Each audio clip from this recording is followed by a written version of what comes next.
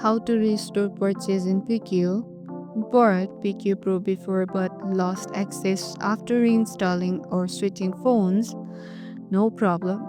Let's restore your purchase in just a few taps.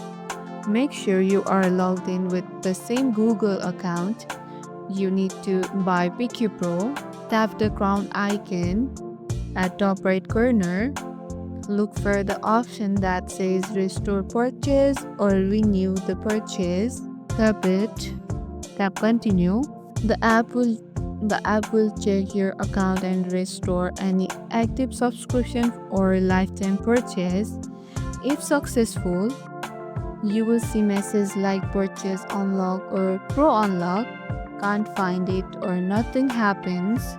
Make sure you are using the correct Google account. Try restarting the app, and that's it. Your PickU Pro feature should now be fully restored. No double payment needed. Easy, right? If this helped, give it a like and subscribe for more PickU tutorials and fixes. Catch you in the next one.